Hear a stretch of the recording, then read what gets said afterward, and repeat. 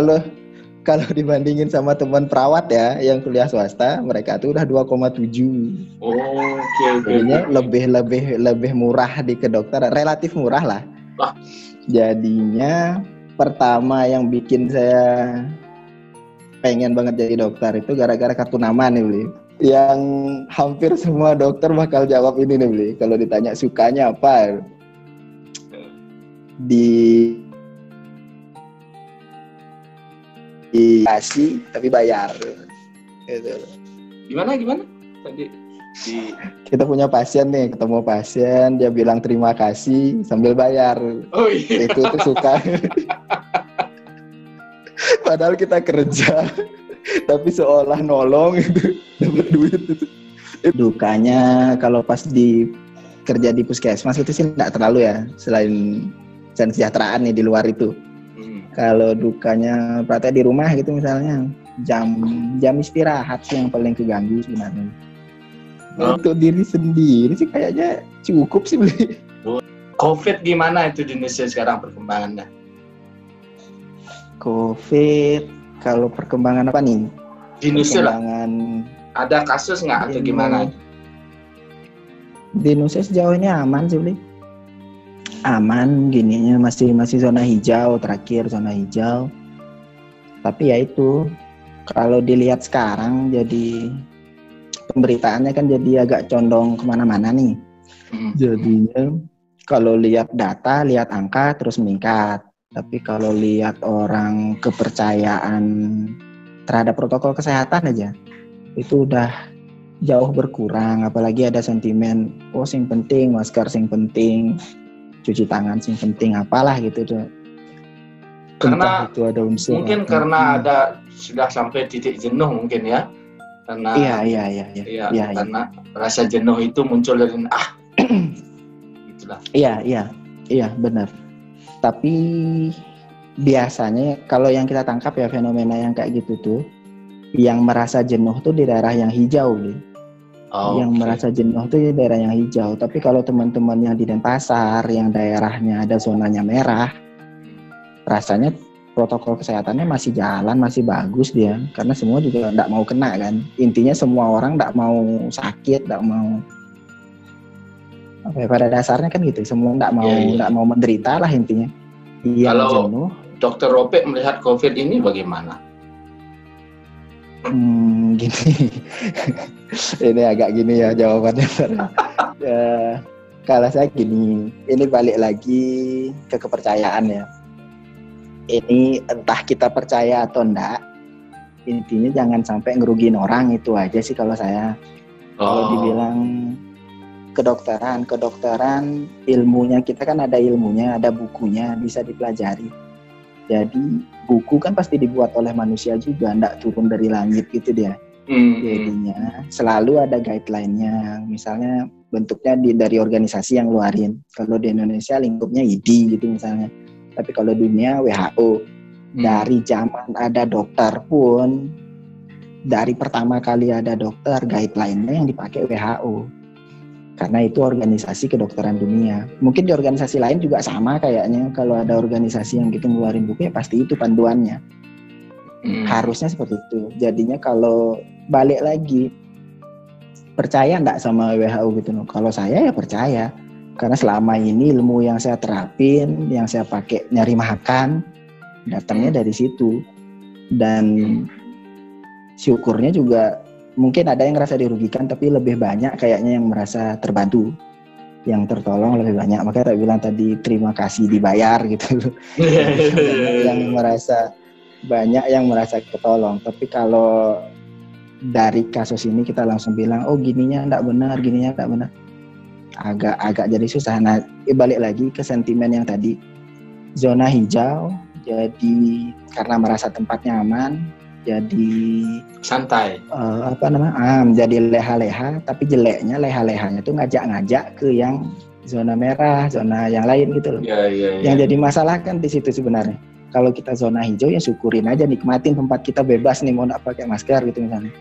Tapi bagi yang jadi masalah, kamu zona hijau merasa dirimu nggak kena, sing perlu sing perlu, ya salah juga kan jadinya. Iya. Itu masalah sih cuma. Kalau protokol kesehatan juga enggak ada yang salah kok. Cuci tangan memang dari kapan cuci tangan salah kan? Iya. Masker gitu.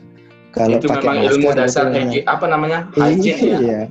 Iya, PHBS tuh perilaku hidup bersih dan sehat kan memang cuci tangan tuh udah dasar dari murid TK. Punya anak kecil ya pasti kita ajarin cuci tangan dulu kalau mau makan. Itu enggak pernah salah itu. Iya. Cuman sekarang lebih sering aja. Terus pakai masker. Cuma lebih ditambah masker aja sekarang kan. Iya, masker pun kalau misal punya teman yang alergi debu atau apa, dulu mungkin dia malu kalau pakai masker sendiri. Kalau sekarang dia pakai masker, ditanya lebih sering enggak kekumatan alerginya ketimbang sekarang. Saya yakin berani taruhan saya pasti lebih jarang kumat gini. Aduh, ini sudah mulai ilmu-ilmu yang tidak bisa saya jangkau. Saya pribadi juga setuju, makanya saya sangat setuju dengan pergub yang mengingat disiplin masyarakat yang berkurang. Saya pribadi setuju didenda 100.000 aja. Toh juga kita nggak bakal kena kalau kita disiplin kan? Iya. Itu sama aja kayak denda pakai helm. 375 itu berat ya. Dan 375 saya nggak setuju. Yang rapid ya? Iya. Rapid. Nah itu juga agak kontroversial sih, agak susah sih ngomongin itu. Kalau dibilang, tak bahas dikit ya. Kalau rapid, kenapa dulu pilihannya rapid? Awal-awal pandemi itu kenapa rapid? Kenapa rapid? Karena pertama dia cepat. Namanya aja rapid kan itu. Pilihannya cepat. Kenapa di awal pandemi itu kita perlunya yang cepat? Ya untuk jaga-jaga aja gitu loh. Jaga-jaga aja biar kalau ada yang gini deh dulu. Alat itu selalu diciptakan sensitivitas sama spesifisitasnya beda-beda. Makin cepat hasilnya, biasanya dia lebih sensitif. Nggak spesifik tapi dia. Artinya akurasinya nggak begitu juga kan? Ya, gitu. Akurasinya nggak begitu karena dia nggak spesifik ke zat tertentu, tapi dia sensitif. Fungsinya apa? Screening, nyaring. Jadi ini cara sawu kan kejang nih asalnya nih ngenah kene ya cuma malu sisihin malu ya. Yang jadi masalah di kita tuh selalu gosipnya, stigmanya. Yang kita kan gitu, ada orang yang diambil rapid reaktif, wah positif tuh COVID tuh. Padahal ada yang ngomong dia langsung dikucilkan. Ada nak ngorang ya. Iya, yang masalah tuh bukan dari nakesnya justru. Gitu loh. Kita cuma ini reaktif. Caranya apa? Isolasi. Kenapa isolasi? Dia isolasi mandiri. Dikenalnya pangsing dia nyebarin. Kalau enggak ya syukur dong. Iya. Kita kan enggak. Kalau kita masalah jadinya ya. Kalau kita kan balik isolasi segar, borang tradengker gitu. Nah, di segarnya baru ngomong gitu loh. Ada enggak yang berani komplain pas dia di awal rapid?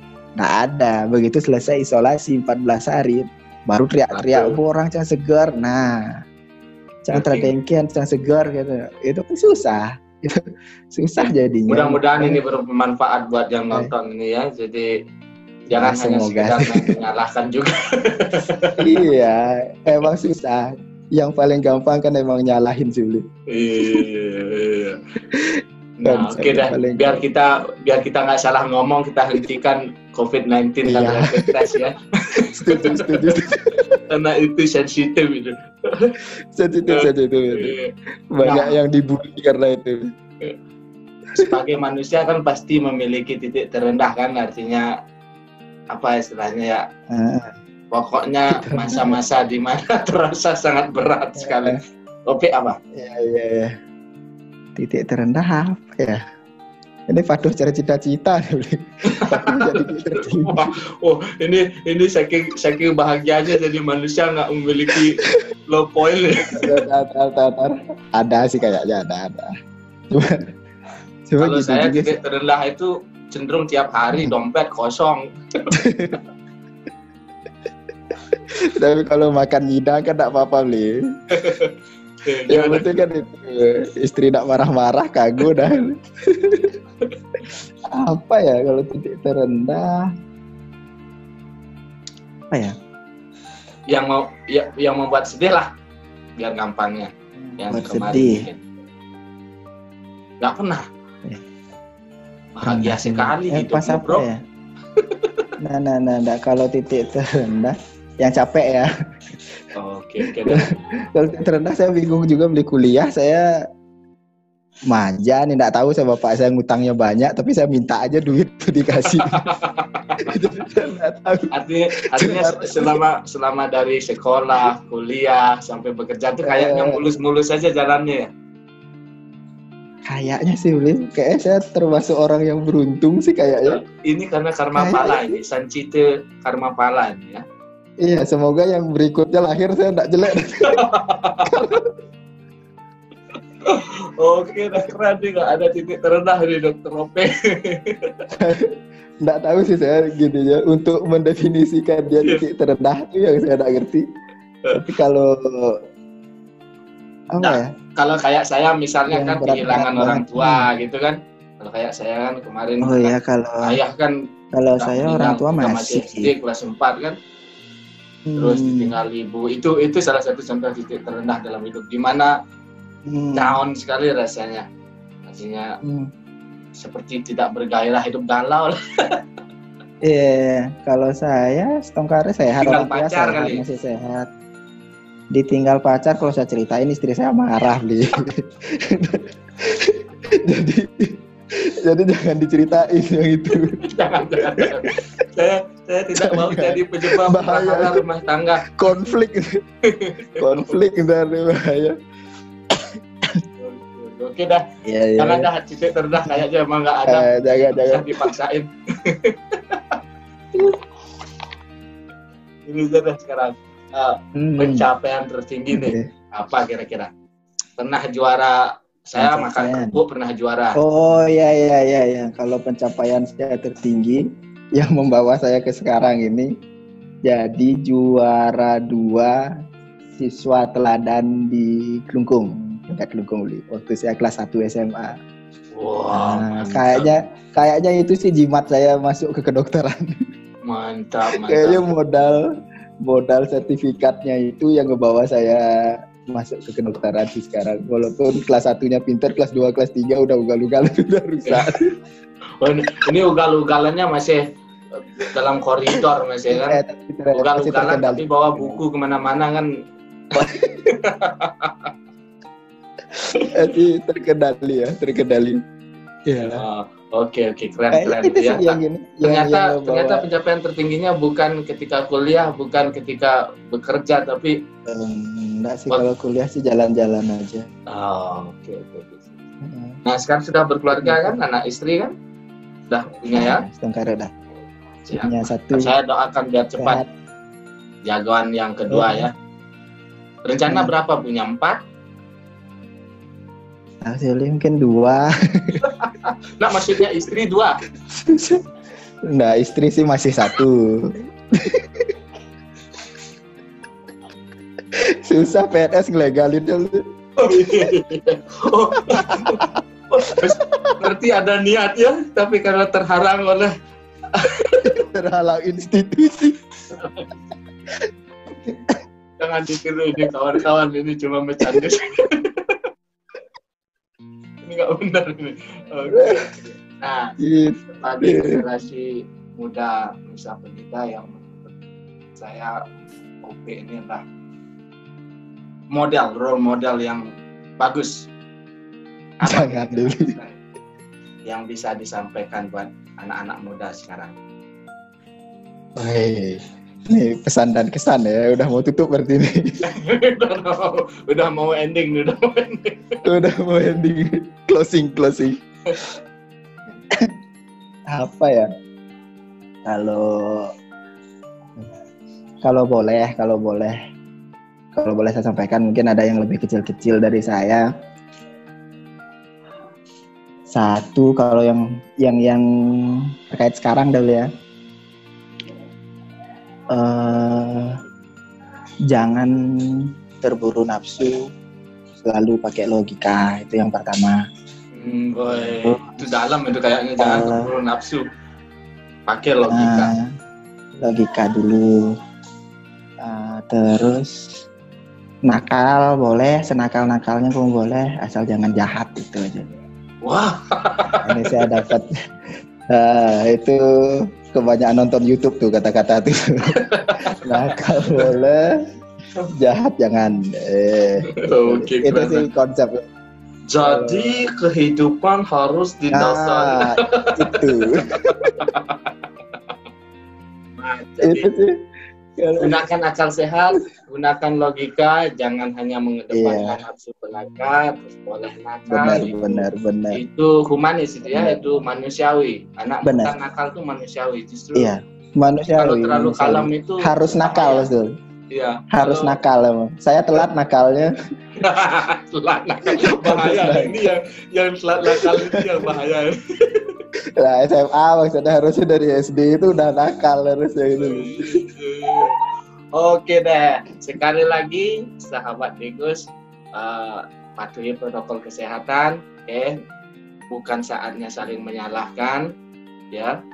Mari kita dukung pemerintah untuk biar segera ya, biar Nusa Penida makin ramai ya. Kalau kayak sekarang kan lumayan sangat memukul sekali kan, wisatawan nggak ada yang datang. Semua sektor.